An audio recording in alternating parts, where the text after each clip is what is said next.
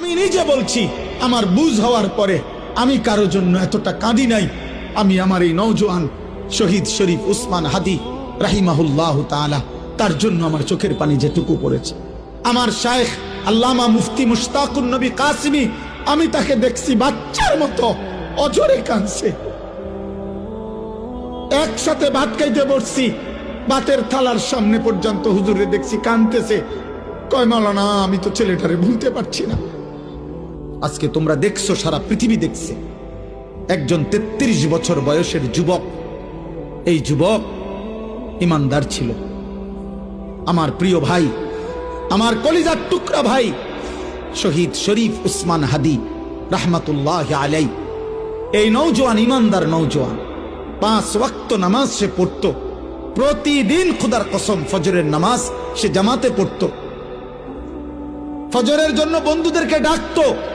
ফজরের নামাজ পড়ে তার সংসদীয় এলাকা, যেখান থেকে সে স্বতন্ত্র প্রার্থী হতে চেয়েছে, সেখানে ওয়ার্কিং করত। যেদিন গুলিবিদ্ধ হয়েছে সেদিন তো সে জুমার নামাজ পড়ে আল্লাহকে সেজদা দিয়ে মসজিদ থেকে বাইর হয়েছে। এর কিছুক্ষণের মধ্যেই সে গুলিবিদ্ধ হয়েছে। সে হাফেজে কোরআন ছিল, তার বাবা আলেম ছিলেন, তার বড় ভাই আলেম, সে মাদ্রাসার ছাত্র ছিল, সে আল্লাহকে ভালোবাসতো, পাক্কা ইমানদার ছিল।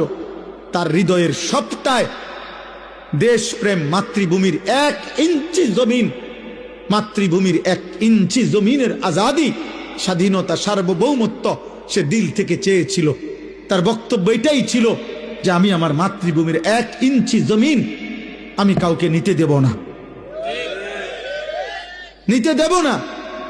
এক যুবক আল্লাহকেও রাজি করেছে, মাতৃভূমির প্রতি ভালোবাসা দেখাইছে, ঈমান এবং দেশপ্রেম, এই 2 জিনিস তার মধ্যে একত্র হওয়াতে, তোমরা ভাই বলো, একটা ছেলে বলো, তোমরাও দেখছো, আমরাও দেখছি, গোটা বাংলাদেশের লক্ষ লক্ষ আলেম, মুফতি, মুহাদ্দিস, পীর, বুজুর্গ, আউলিয়া, ইমাম, খতিব, মুয়াজ্জিন, তালেবে ইলম, হাফেজে কোরআন, বুড়া মানুষ, জওয়ান মানুষ, বাচ্চা মানুষ, আরে বাবা, এই জাতির 18 কোটি মানুষ মনে হয় তার জন্য অঝরে চোখের পানি ফেলছে।